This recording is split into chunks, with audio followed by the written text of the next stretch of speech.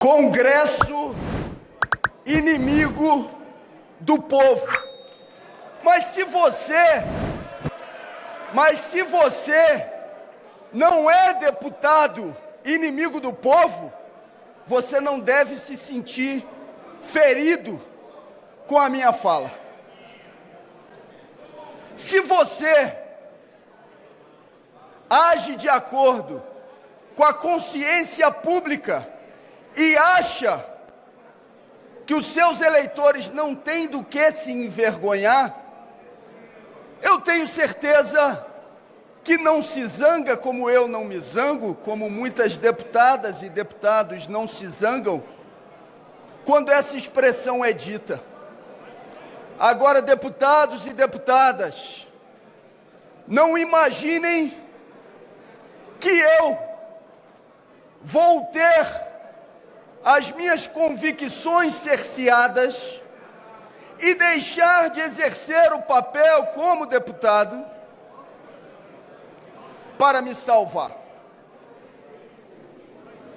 Sobre a minha mãe e sobre o que aconteceu, eu confesso para os senhores e para as senhoras, para defender a minha família, eu sou capaz de muito mais do que um chute na bunda.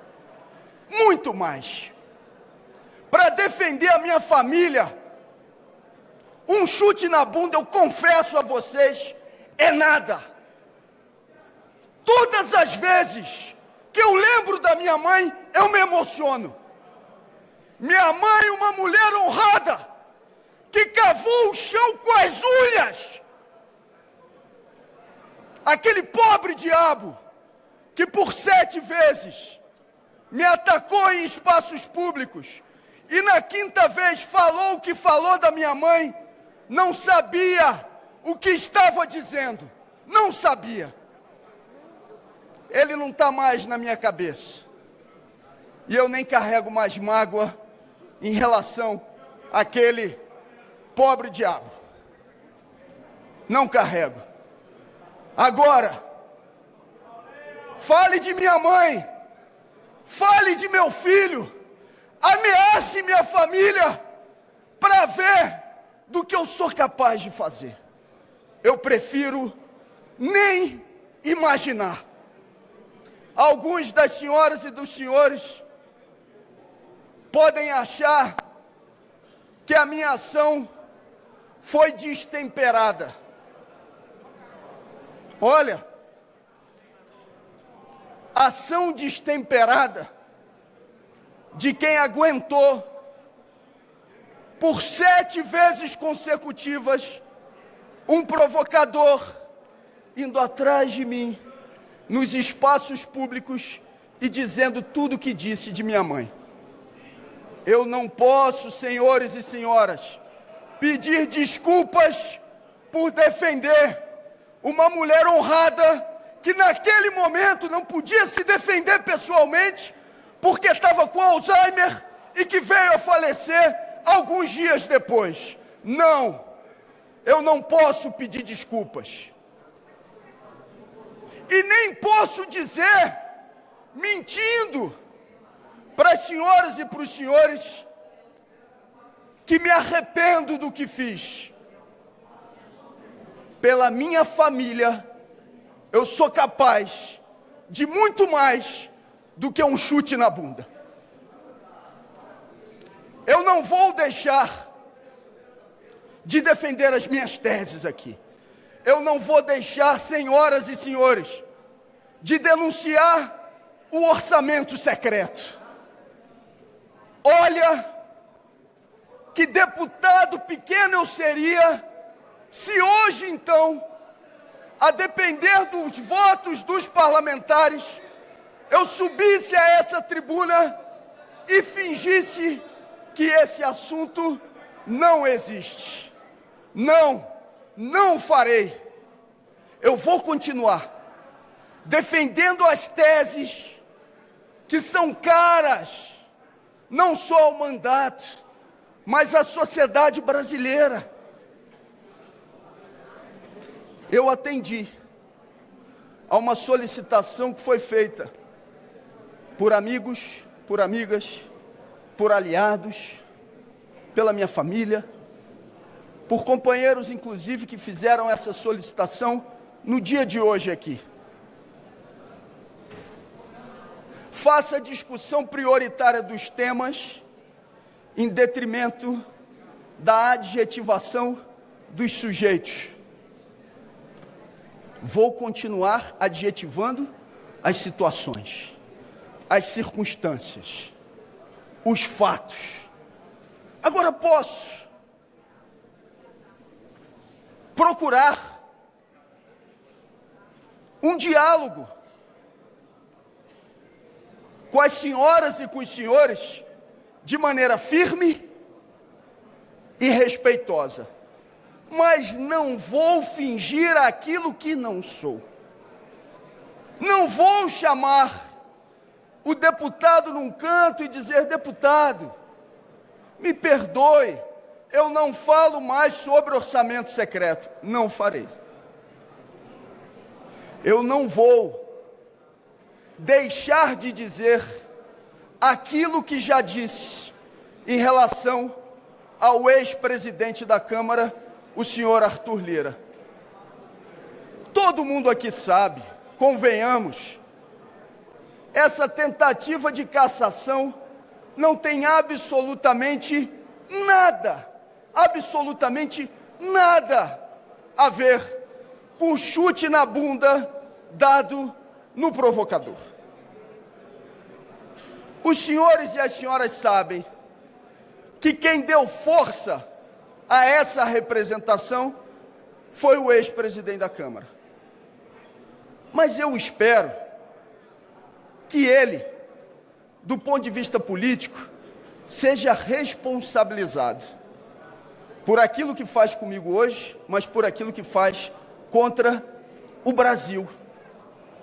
Eu lamento muitíssimo, inclusive, que o atual presidente da Câmara, o senhor Hugo Mota, hoje coloque essa matéria em votação, imaginando que gerará uma falsa simetria entre o meu caso e o caso de Carla Zambelli.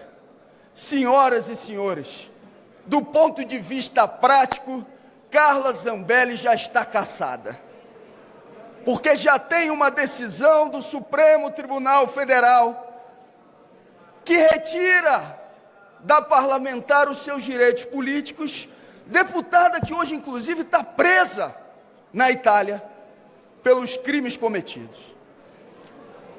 Não venham querer me igualar com o caso de Eduardo Bolsonaro. Eu não conspirei contra o meu país no exterior. Eu não promovi ações de ataque à classe trabalhadora do nosso país. Você pode discordar daquilo que eu estou dizendo, mas você não pode calar a minha boca e me impedir de dizê-lo. Senão, eu serei um deputado cassado antes da votação. Se for para não discutir os grandes temas, para não falar o que é fundamental e simplesmente me comportar, imaginando que com isso possa ter a boa vontade de alguns para que a cassação não se dê, senhoras e senhores, o que eu estaria fazendo era me cassar previamente e me corrompendo. Eu pergunto aos deputados e deputadas, e principalmente ao povo que está nos assistindo, durante todo esse período que eu aqui estou, desde o ano de 2009, e não é pouco tempo, existe uma única denúncia de corrupção contra mim? Existem, deputados? Não tem uma única denúncia de corrupção desde o ano de 2009. E eu agora, então, sou retirado à força do mandato, sem ter cometido crime.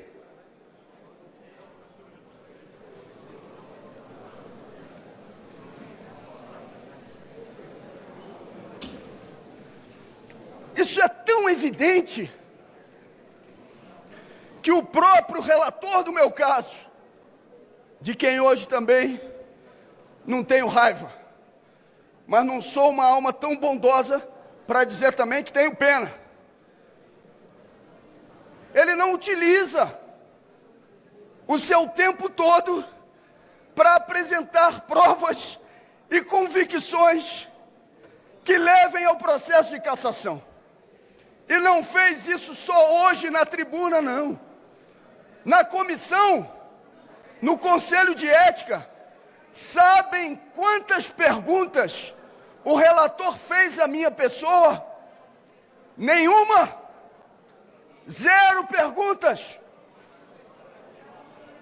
Até porque, no íntimo, ele sabe que muito provavelmente, se estivesse no meu lugar, faria a mesma coisa, não sei, são circunstâncias diferentes. Talvez faria pior. É tão grave, flagrante a situação, que o partido que representou, pedindo a cassação do mandato no Conselho de Ética, senhoras e senhores, sabem quantas vezes eles foram ao Conselho de Ética fazer alguma pergunta, deputado Chico, ou defender que eu fosse cassado? Nenhuma vez. Nenhuma vez. Eu quero agradecer a vocês que estão solidários, solidárias, agradecer a minha família. Sâmia está aqui. Não tem sido fácil esse período todo. Não teria sido possível vencer a batalha no Conselho de Ética durante a greve de fome, se não fosse Sâmia partir para cima, assumir as tarefas. Agradecendo a líder Talíria, eu agradeço a todas as bancadas, de todos aqueles que estão solidários, mas eu quero agradecer prioritariamente, agora nesse momento, a militância espalhada por todo o Brasil. Eu ouvi algumas pessoas dizerem e ameaçarem: vou fazer greve de fome. Eu pensava comigo, acho que vai ser difícil. Porque a questão da greve de fome não é se manter nela, é ter a convicção firme para tomar a decisão de entrar nela, assumindo as consequências do que possa vir a ocorrer. E isso exige uma firmeza de posição e uma convicção profunda do que se está fazendo. Não é uma defesa exclusivamente de mandato. É a certeza que o que acontece aqui hoje pode servir de precedente para caçar a vereadora no município pequeno, que tem relações com os movimentos sociais e que vai ser duramente atingida. Se se faz isso nacionalmente, onde existem todos os holofotes, o que não se fará como perseguição nesse Brasil afora? Eu quero agradecer aos movimentos sociais, classe trabalhadora, militantes socialistas, militantes de esquerda e até aquelas pessoas que não são de esquerda, Fernanda, mas que chegaram para mim e disseram: olha, eu não tenho as suas mesmas convicções, mas é injusto aquilo que está se fazendo contigo durante esse período. Eu percorri em 1 mês e 18 dias, e parecia impossível, os 26 estados brasileiros e o Distrito Federal, ouvindo as pessoas, plenárias públicas lotadas. Muita coisa ruim aconteceu nesse processo, mas aconteceu coisa boa também. Eu ganhei uma irmã, Celinha, que está aqui junto com a gente, Eu ganhei vários irmãos e irmãs espalhadas por aí, que abraçam, que dizem: nós estamos contigo, segue firme, não abaixa a cabeça, a injustiça não pode prevalecer. Eu recebi durante esse período muitas manifestações que eu confesso que não esperava, religiosas, das mais variadas orientações, dizendo: estamos rezando, estamos orando, estamos pensando positivo. E eu agradeço profundamente a todas as pessoas que, a partir da sua fé, ou aqueles inclusive que não acreditam, mas que também se solidarizaram. Depois, uma jornada passando por 28 cidades, conversando com as pessoas, olhando no olho, passeatas dentro da Câmara e fora da Câmara. Hoje, inclusive, lamento, e não vou deixar de dizê-lo, lamento que o presidente da Câmara, Hugo Mota, não tenha liberado as galerias, porque tinha muita gente que queria acompanhar essa sessão e que foi impedida de fazê-lo. Eu pensei, inclusive, fazendo esse agradecimento profundo, que hoje aqui eu estaria nervoso, mas eu estou tomado de uma profunda calma. Deputado Lindbergh, deputada Benedita, eu estou calmo, porque eu tenho a convicção de que estou cumprindo uma tarefa, e que a gente está dialogando, Paula, com uma juventude que vai olhar para o que está acontecendo aqui no dia de hoje e vai dizer: não se pode negociar princípios e convicções profundas. Taticamente, você pode fazer negociações. Agora, negociar princípios, isso não pode ser feito. E eu saio desse processo, independentemente do resultado que a gente vai ter a partir da aferição dos votos dos parlamentares, com a consciência de que essa é uma etapa para muitas outras que vêm pela frente. Porque eu, senhoras e senhores, e falo isso com todo respeito, eu estou deputado federal. Estou. Eu sou um militante socialista e serei por toda a minha vida. E isso não se negocia. Eu vou continuar fazendo a denúncia sobre a Refit. Ah, mas isso vai desagradar a OAB. Paciência, não farei mandato, Duda, pela metade. A decisão, nesse momento, é dos senhores. Quem vai definir o voto a ser dado e o resultado desse placar não sou eu. Inclusive porque, pelo que eu entendi bem do que foi dito pelo presidente, eu nem voto, não é isso? Então o meu voto não contará e não valerá.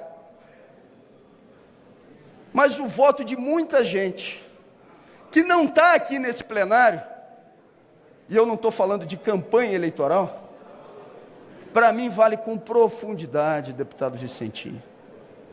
Quando eu cheguei aqui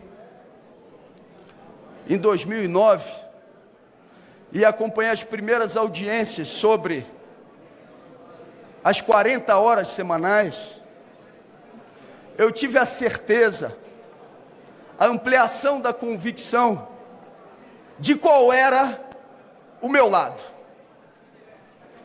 Todos os dias a gente se enfrenta com a luta capital-trabalho. E eu estou tranquilo que todo lado da classe trabalhadora. Hoje a luta é pelo fim da escala 6x1, contra a pejotização, em defesa das nossas terras raras, da nossa soberania, na garantia de que a gente possa ter a classe trabalhadora brasileira sendo respeitada, e que o mandato não pode ser um fim em si mesmo, ele tem que ser um meio de articulação com a sociedade. Quando aprendi, inclusive, o que Lenin dizia sobre mandatos, de que mandato no parlamento burguês tem que ser tribuno ou tribuna do povo, passei todos os dias, deputado Arlindo, a exercer essa tarefa como convicção profunda. Talvez por isso eu me sinta nesse momento tranquilo, porque atendi ao apelo dos amigos e das amigas de não adjetivar as pessoas, mas estou fazendo um discurso, uma fala, que é o mais íntimo do que eu sou, do ponto de vista político, sem abrir mão de princípios.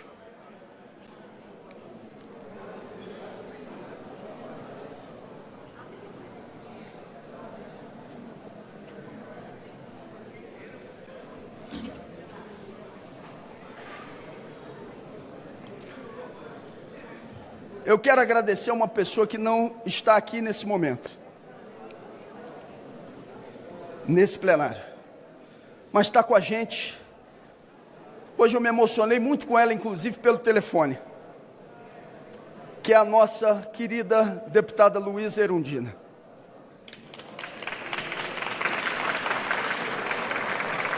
Erundina, hoje no telefone, me disse que eu sou o filho que ela não teve. E o tamanho da emoção de sentir isso, de ouvir isso, de chorar com ela, é algo que absolutamente não tem preço. Não tem preço.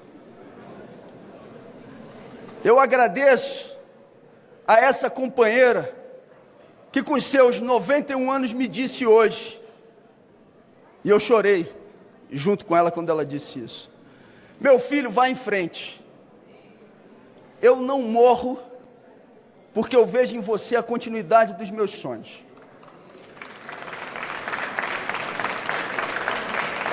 Ouvi, deputado Orlando, de Luísa Erundina, uma frase como essa, para mim, é a melhor recompensa, que não é financeira, que alguém que está na militância e na luta política pode ter.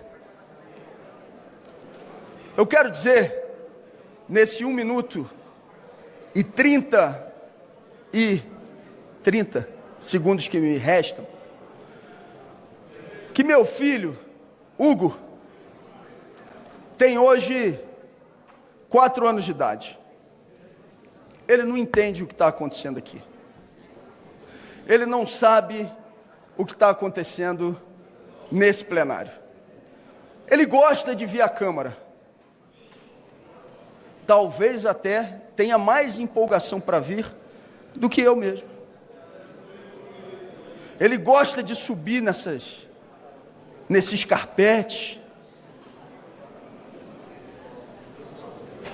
Mas daqui a alguns anos, ele vai ver esse vídeo. Ele vai saber o que aconteceu aqui no dia de hoje. E eu quero muito que o meu filho, vendo essa cena, vendo essas imagens, saiba que ele não tem motivo, como eu não tive nenhum motivo para me envergonhar da minha mãe, como ele não tem motivo para se envergonhar do pai dele.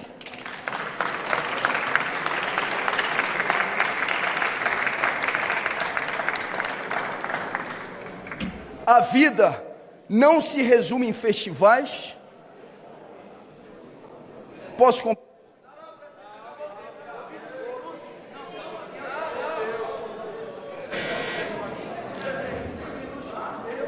Calma, são só 30 segundos. A vida não se resume em festivais, mas o ferimento a liberdades democráticas. E calar um mandato de quem não se corrompeu é sim uma violência. E eu agradeço a todos os brasileiros e brasileiras que estão, nesse momento, acompanhando essa sessão, que eu espero que nunca mais se interrompa a transmissão, e estão agora olhando para o que está acontecendo aqui e sabendo que tem quem não se desvia dos seus propósitos e que mantém firme a sua militância e a sua vida. Muito obrigado, um abraço grande. Fala galera da Folha TV, não se esquece de se inscrever aqui no nosso canal para assistir programas como Folha Notícias Manhã, Folha Notícias Noite, o nosso Folha Entrevista e o nosso Barzinho das Meninas. Muitas coisas bacanas a gente acompanha por aqui e a gente precisa muito, muito do apoio de vocês para nosso trabalho jornalístico, investigativo, de curadoria de conteúdo, com vocês ajudando no nosso Pix, folhademocrata@gmail.com, ou mandando superchats, valeu demais, e os recursos financeiros, tornando-se membro do nosso canal, no nosso curso de jornalismo básico, para você ficar muito bem informado a respeito de tudo. Queridos e queridas, muito obrigado pela presença de todos vocês, vida longa e próspera. Cuidem-se, cuidem dos seus, e não esquece de se inscrever aqui na Folha TV. Até mais, tchau, tchau.